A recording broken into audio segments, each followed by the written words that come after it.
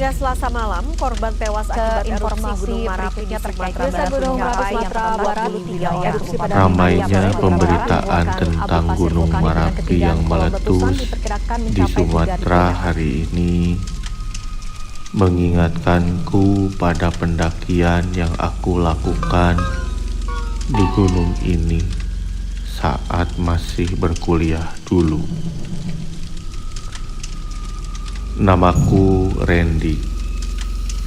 Ini adalah kisah horor yang aku alami selama mendaki puncak Gunung Merapi. Pagi itu, setelah perjalanan panjang, akhirnya aku tiba di tanah datar. Aku beristirahat sebentar sebelum melakukan pendakian ke puncak. Sengaja aku menyiapkan segala perbekalan agar tidak kesusahan nantinya.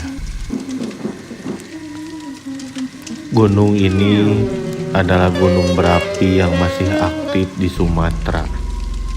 Tentu saja sangat beresiko jika kita melakukan pendakian di gunung ini.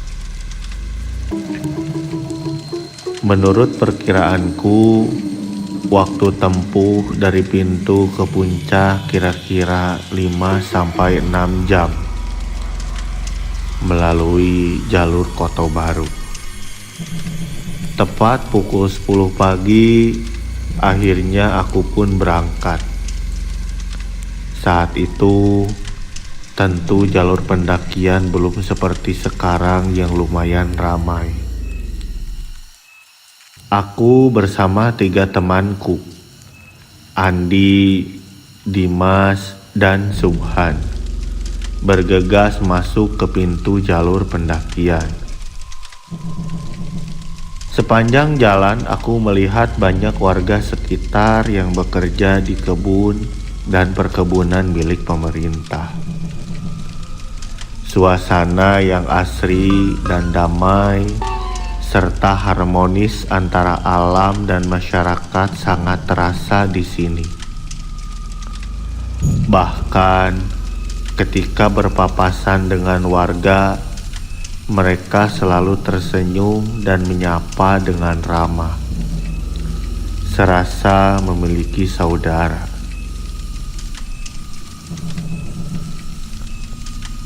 Aku mendaki dan sesekali beristirahat untuk minum dan meluruskan kaki yang pegal. Tak terasa matahari sudah berada di atas kepala, namun tak terasa panas karena udara sejuk yang berhembus. 6 jam berlalu, akhirnya kami sampai di puncak. Sungguh luar biasa pemandangan di sini. Aku melihat kawah dan telaga warna yang sangat indah. Aku pandangi sekitar, terlihat perkampungan yang tadi kami lewati di atas puncak ini.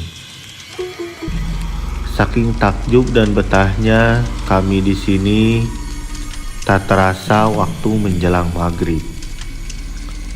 Tadinya kami akan turun sekitar Asyar dan memutuskan untuk tidak menginap. Namun karena masih betah, malah kebablasan.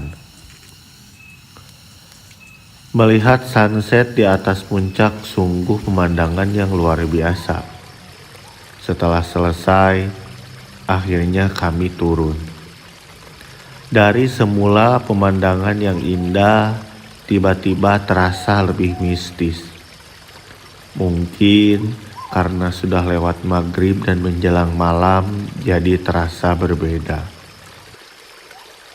Aku turun sambil memegangi senter untuk menerangi jalan. Hingga aku mendengar suara dari rimbunan pohon di sampingku. Aku berusaha tak menghiraukan suara itu. Namun Subhan tiba-tiba berhenti. "Han, kenapa malah diem? Lama Subhan terdiam dan aku pun berusaha menyadarkannya. Karena dia melihat ke atas, aku pun refleks melihat ke arah sana juga. Dan alangkah terkejutnya aku ketika melihat sesosok harimau sedang berdiri membelakangi kami. Namun, yang aneh, dia berdiri dengan 2 kaki dan memakai celana seperti pendekar. Aku berkeringat dingin dan kulihat semua temanku bergetar karena ketakutan. Aku bertanya-tanya, apakah salah satu dari kami melanggar pantangan dan adat di sini. Aku memutuskan untuk terus berjalan secara perlahan dan pura-pura menghiraukan dia yang terus saja berdiri. Ketika baru beberapa langkah, aku melihat harimau itu melompat di depan kami. Ia berlari dan menghilang di antara pepohonan yang gelap. Lega akhirnya. Aku tak diterkam harimau itu. Tanpa basa-basi, aku percepat langkah agar segera turun dari gunung ini.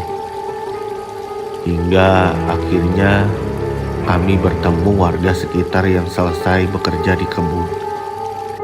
Lega rasanya bertemu mereka. Aku pun mengajak pulang bersama agar tak terjadi hal yang tidak diinginkan. Sungguh pengalaman yang horor. Namun, aku takkan kapok lagi untuk naik ke puncak suatu saat nanti.